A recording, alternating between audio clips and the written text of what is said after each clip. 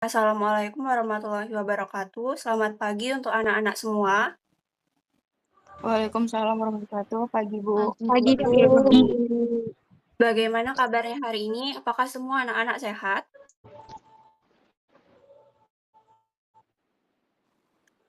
Sehat, Bu. Sehat, Bu. Sehat, Sehat, Bu. Bu. Oke, di materi kali ini, benar ya Ibu masuk di kelas 10 IPS 1?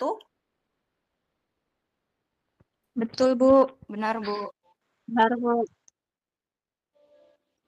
Oke, sekarang di kelas hari ini kita akan membahas wawasan Nusantara dalam konteks negara kesatuan Republik Indonesia.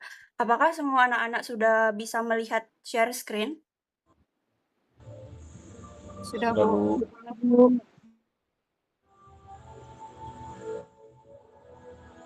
Oke, jadi kita mulai. Apa sih sebenarnya wawasan Nusantara itu? Kalau dijelaskan dengan bahasa sederhana, materi ini ingin mengajarkan kepada kita bagaimana cara orang Indonesia melihat negaranya sendiri. Indonesia adalah negara yang sangat besar dan terdiri dari banyak pulau, banyak suku, banyak bahasa, dan juga budaya.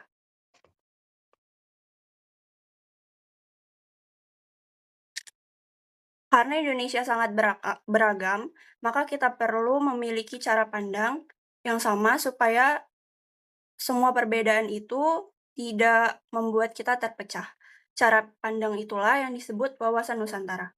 Jadi intinya, wawasan Nusantara itu cara pandang kita terhadap masyarakat, gimana masyarakat itu dan gimana kita harus meresponnya dengan wawasan Nusantara. Nanti kita akan membahas apa sih sebenarnya cara pandang wawasan Nusantara itu tuh seperti apa. Oke, masuk ke slide berikutnya. Pengertian wawasan Nusantara. Artinya, cara kita melihat negara Indonesia harus berdasarkan nilai-nilai yang ada dalam Pancasila dan juga aturan dasar negara, yaitu Undang-Undang Dasar 1945. Ada beberapa inti dari wawasan Nusantara, ada 3. Yang pertama ialah kita harus melihat Indonesia sebagai satu kesatuan wilayah, walaupun Indonesia terdiri dari ribuan pulau, semuanya tetap dianggap sebagai satu negara yang utuh. Kita tahu kalau Indonesia itu banyak sekali ya pulaunya dan juga, mmm, Indonesia juga dikatakan sebagai negara yang lautnya itu lebih banyak daripada, pulaunya. Jadi Indonesia ini adalah negara yang kaya akan lautannya gitu, negara maritim disebutnya. Kedua adalah wawasan Nusantara mengajarkan kita untuk menjaga persatuan bangsa di tengah keberagaman. Indonesia memiliki banyak suku seperti Jawa, Batak, Minangkabau, Bugis, dan banyak lagi. Selain itu, ada banyak bahasa daerah dan budaya yang berbeda. Namun perbedaan itu tidak boleh membuat kita saling bermusuhan. Ketiga, wawasan Nusantara juga menekankan bahwa kita harus mengutamakan kepentingan nasional. Artinya, kita harus mendahulukan kepentingan negara dan bangsa dibandingkan kepentingan pribadi atau kelompok. Dengan cara pandang seperti ini, Indonesia bisa tetap bersatu walaupun memiliki banyak perbedaan. Jadi itulah inti-inti dari cara pandang wawasan Nusantara. Slide ketiga yaitu hakikat wawasan Nusantara. Hakikat atau inti dari wawasan Nusantara yaitu menjaga keutuhan negara kesatuan Republik Indonesia. Wawasan Nusantara melihat Indonesia sebagai satu kesatuan dalam beberapa bidang.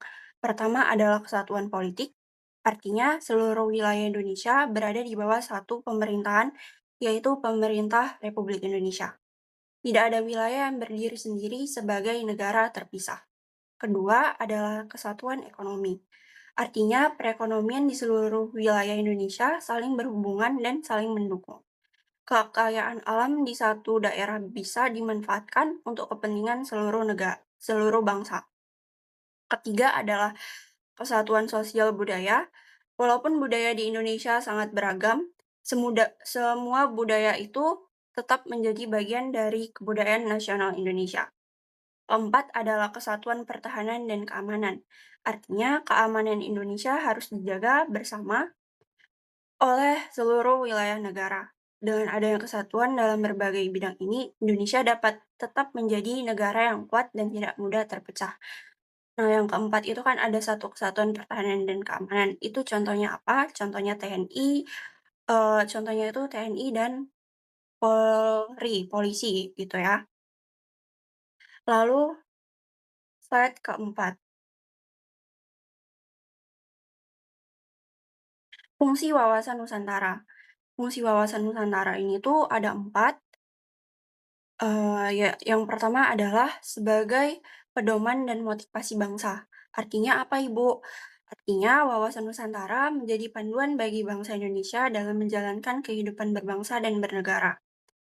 Yang kedua, sebagai dasar penyatuan kebijakan nasional.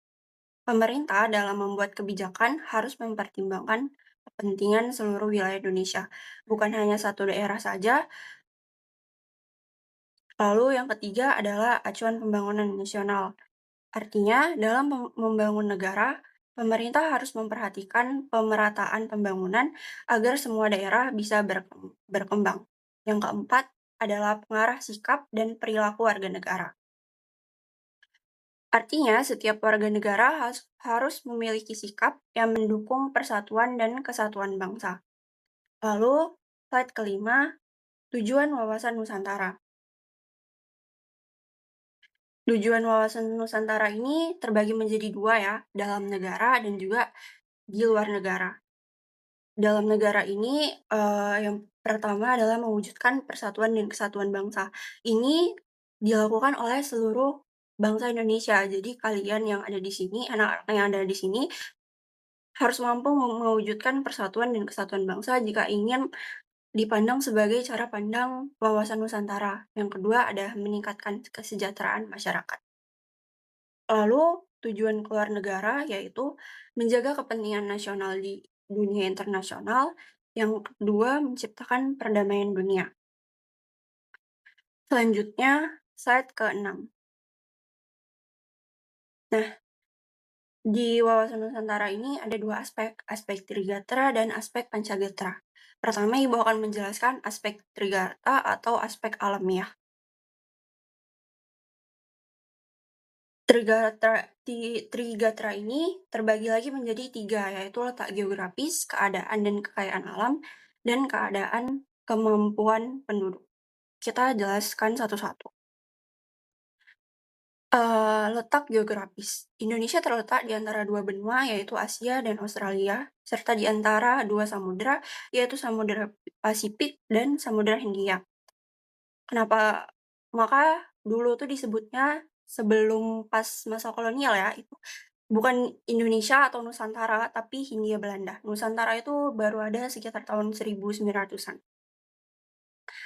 Lalu yang kedua itu adalah keadaan dan kekayaan alam. Indonesia memiliki banyak sumber daya alam seperti minyak bumi, gas, hasil laut, hutan, dan berbagai jenis mineral. Ketiga, keadaan dan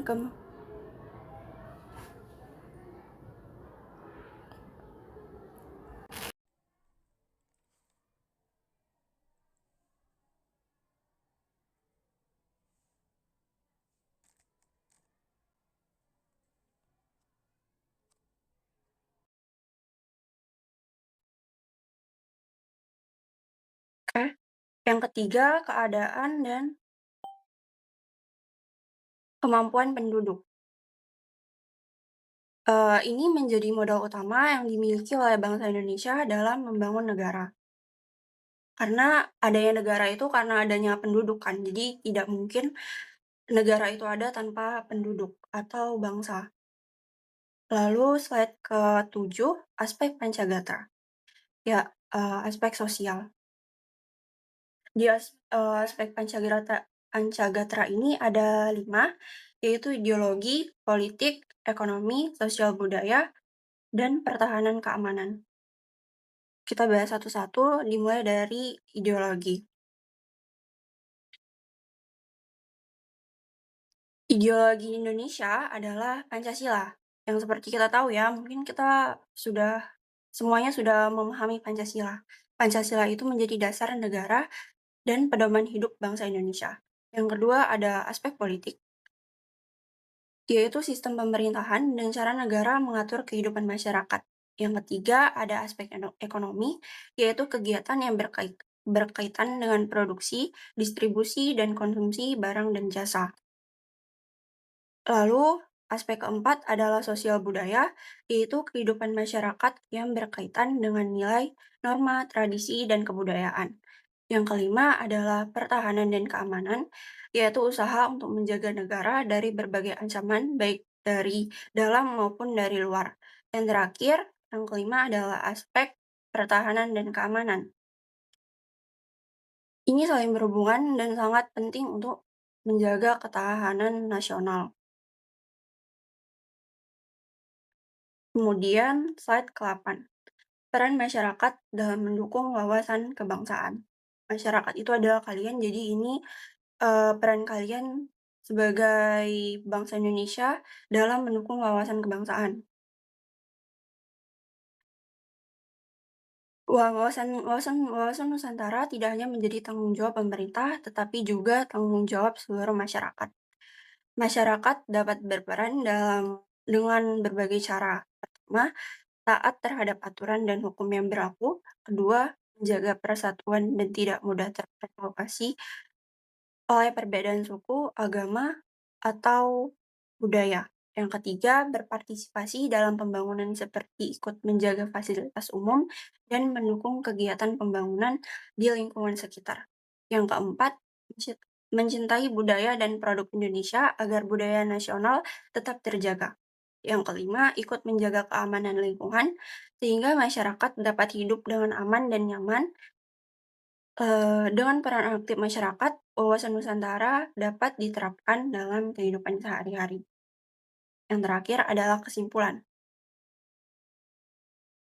Wawasan Nusantara adalah cara pandang bangsa Indonesia dalam melihat negara sebagai satu kesatuan wilayah dan kesatuan bangsa.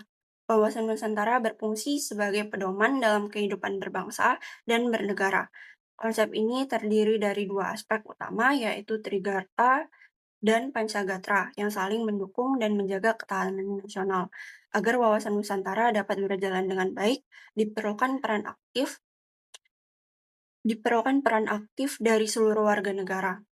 Dengan menjaga persatuan dan kesatuan, Indonesia dapat menjadi bangsa yang kuat, maju, dan sederhana.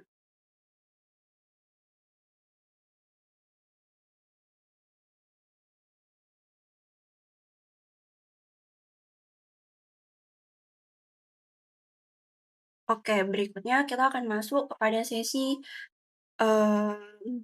kuis ya.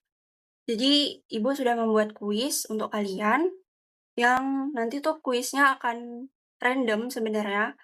Jadi siapa saja bisa terpilih. Jadi bukan Ibu yang pilih, tapi kuis itu sendiri yang pilih. Bentar ya.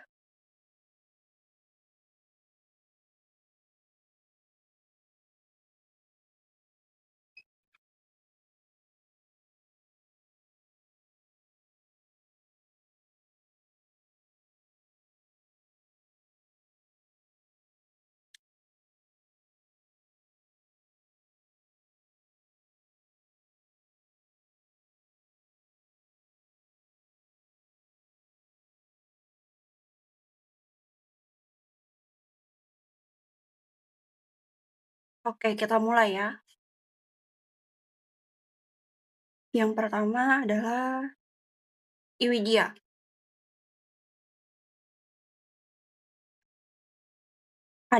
Apakah ada Iwidya? Hadir, Bu. Oke.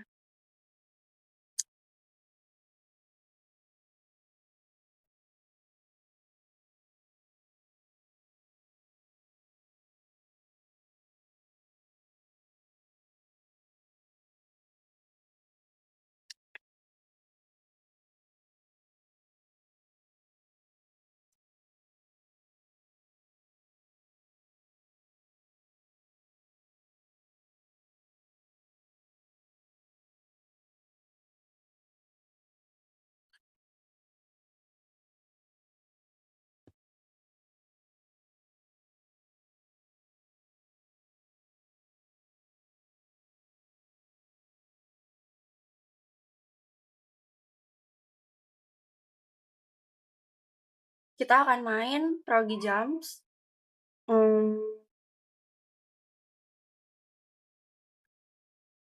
Kita start dulu ya.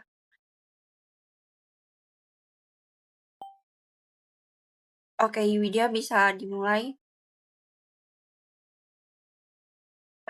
jawab pertanyaannya. Contoh implementasi wawasan Nusantara dalam kebijakan luar negeri adalah A. Kerjasama regional dan proses maritim untuk keamanan dan kesejahteraan. B. Penutupan batas wilayah. C. Isolasi diplomatik sepenuhnya. Jawabannya A, Bu. Bentar ya.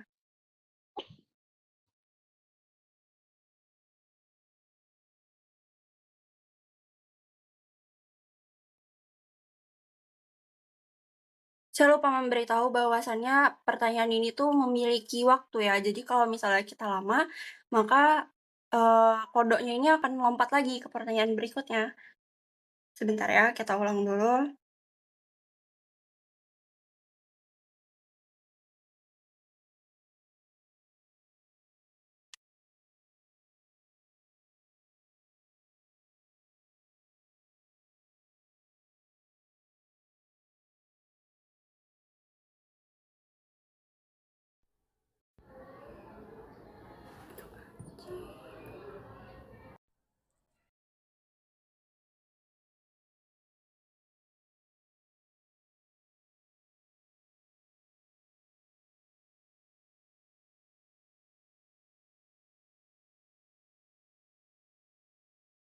Oke. Widya bisa langsung dijawab? Jawabannya A, Bu. A.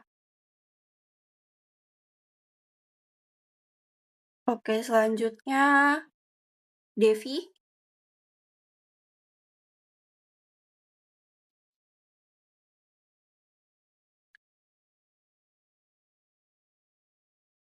Jawabannya C, Bu. Devi, selanjutnya Devi. Halo, suara saya apakah terdengar?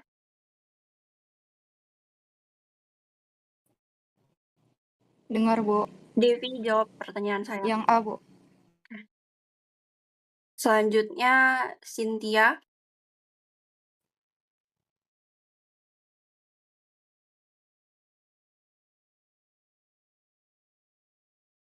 Cynthia, silakan dijawab pertanyaan saya.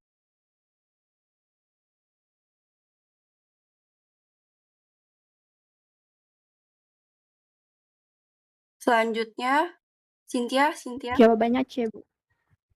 Yang ini, pertanyaan yang ini?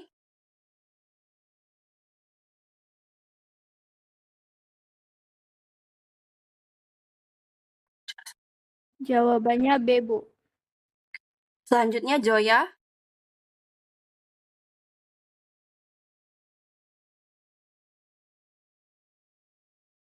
Joya. Jawabannya B, Bu. Oke, selanjutnya Rida.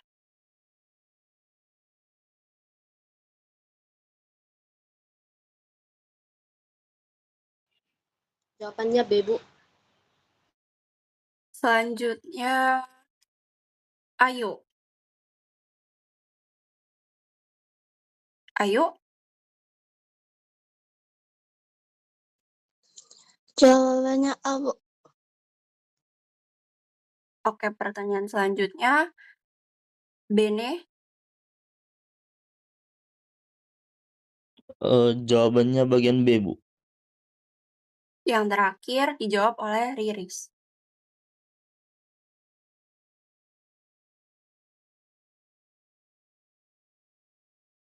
Riris. Jawabannya C, Bu.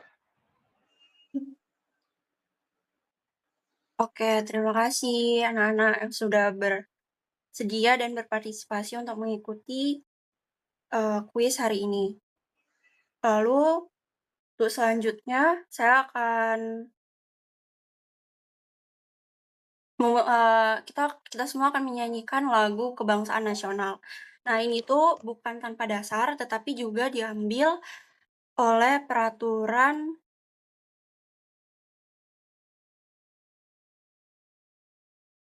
Peraturan Menteri Pendidikan dan Kebudayaan Permendikbud nomor 23 tahun 2015 tentang penumbuhan budi pekerti. Jadi kita semua wajib menyanyikan lagu wajib nasional sebelum atau sesudah pembelajaran. Karena tadi sebelum saya hanya menjelaskan materi, sekarang kita akan menyanyikan lagu wajib nasional sebagai penutup ya. Dimohon untuk pada anak-anak untuk on mic semua dan on cam ya. Karena kita akan menyanyikan lagu nasional.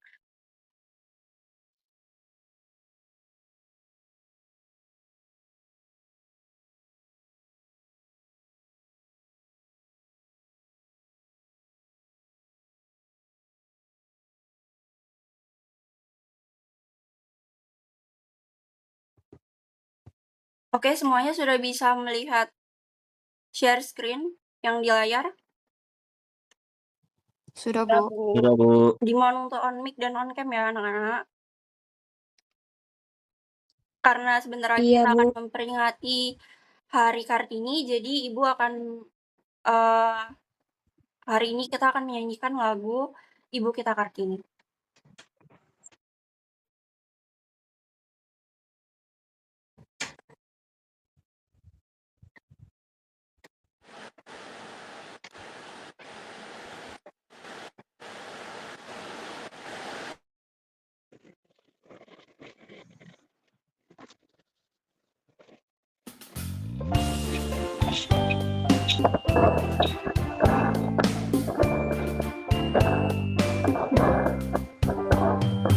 Ibu kita Kartini, putri sejati, putri Indonesia, harus namanya. Ibu kita Kartini, pendekar bangsa.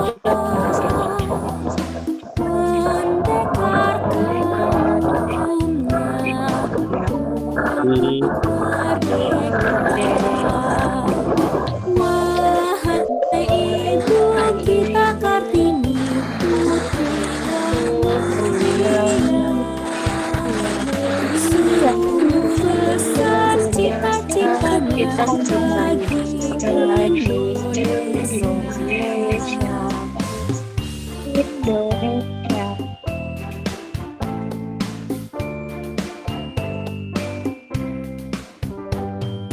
Ibu kita Kartini, putri sejati, putri Indonesia, harum namanya. Ibu kita Kartini, pendekar bangsa, pendekar kaumnya untuk merdeka. Wahai Ibu kita Kartini, putri yang mulia, sungguh besar cita-citanya bagi Indonesia.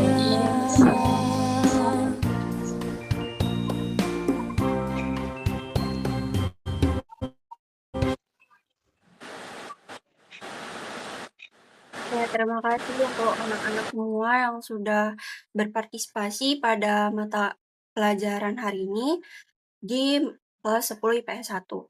Untuk pertemuan berikutnya kita akan membahas berdiskusi tentang wawasan Nusantara kali ini. Jadi Ibu minta untuk kalian mempersiapkan diri kalian masing-masing. Terima kasih. Assalamualaikum warahmatullahi wabarakatuh. Selamat pagi semua. Pagi, Bu.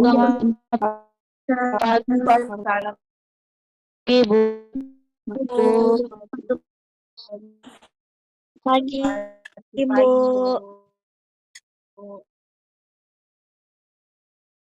Mal,